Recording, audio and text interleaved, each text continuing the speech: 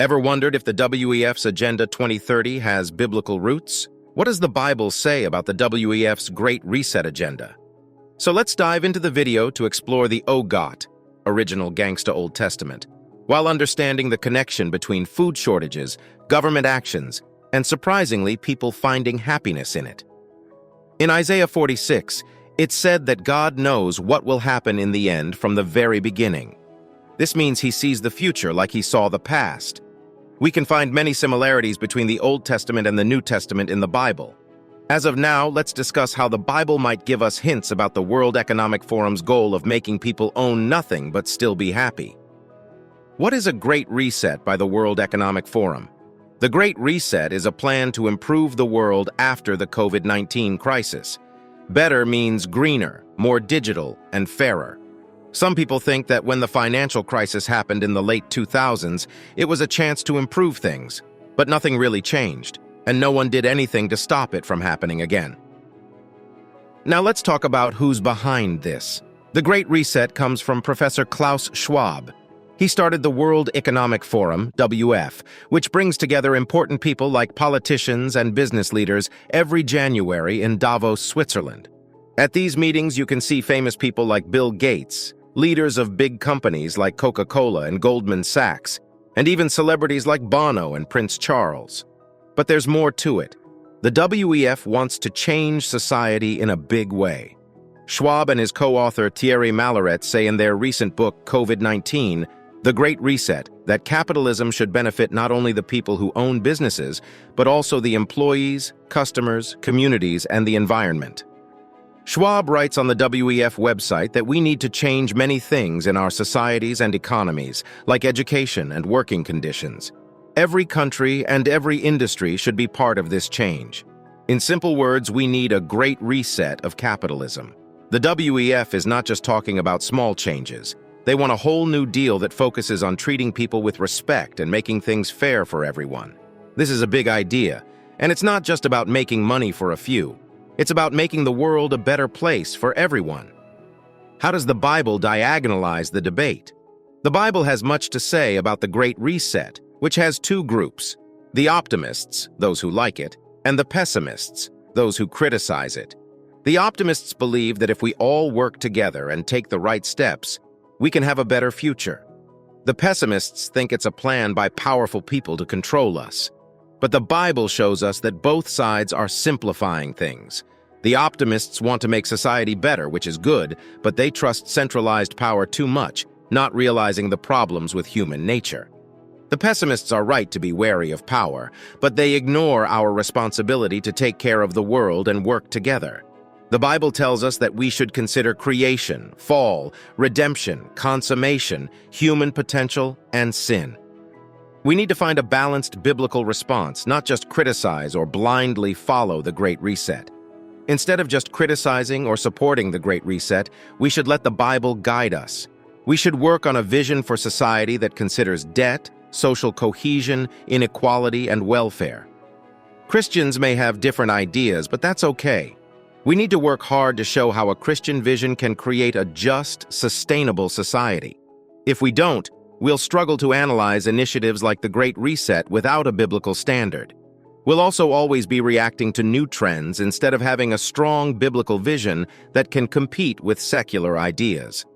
How should a Christian view the Great Reset by the World Economic Forum? People have talked a lot about something called the Great Reset, but some say it's just a bunch of conspiracy theories. These people believe that those who support the Great Reset want to create a new world order where they control everything globally. This makes some wonder if the Great Reset has something to do with the end times and the Antichrist's kingdom.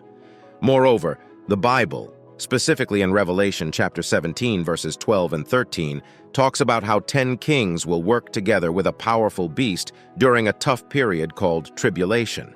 They will have one goal and will give their power to this beast. This group will then go against someone called the Lamb. So if there's a push for one big government or control over everything, it might align with the Antichrist's plan, even if they say it's for good reasons. We should try to understand things like the Great Reset from a biblical point of view, especially how they might affect Israel. According to Dr. Arnold Fruchtenbaum, a Bible scholar, 9 things will happen before a 7-year period called the Tribulation. The first 3 have already occurred: World War I, World War II, and Israel becoming a nation again. The next 6 are still to come, like an invasion of Israel and a one-world government. The church might be taken away from earth, raptured, any time from now until the 9th event in the list. The Great Reset could be part of this one-world government, but it's hard to be sure right now. We don't know when the rapture or the end times will happen, or what will come out of the Great Reset plans. If the Great Reset achieves its goals, it could lead to a one-world government. In the Bible, Daniel talks about a scary beast that symbolizes a 4th kingdom that will take over the whole world.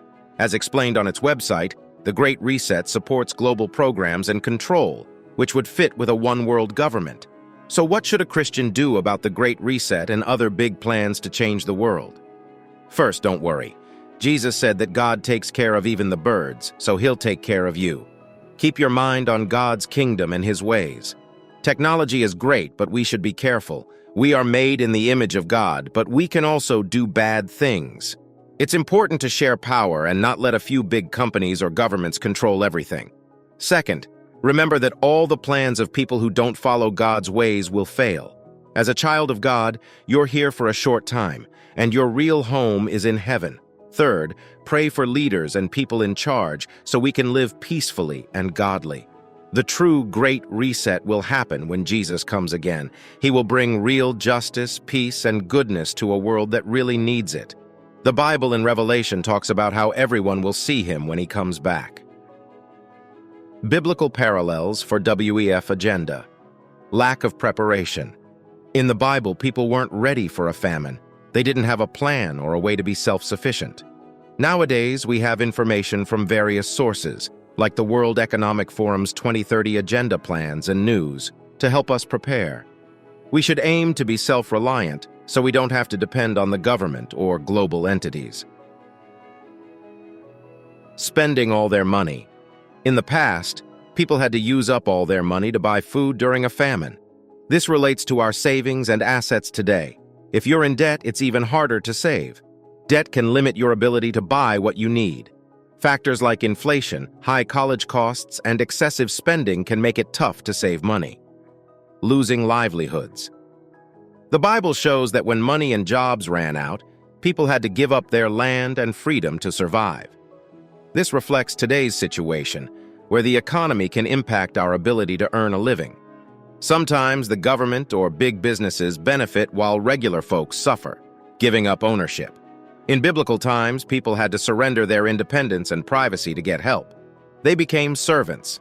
Similarly, some plans today may make us give up property ownership or comply with certain demands for assistance. This could lead to a loss of privacy and freedom, special treatment for some. In the Bible, priests who had a special relationship with Pharaoh didn't have to give up anything to survive.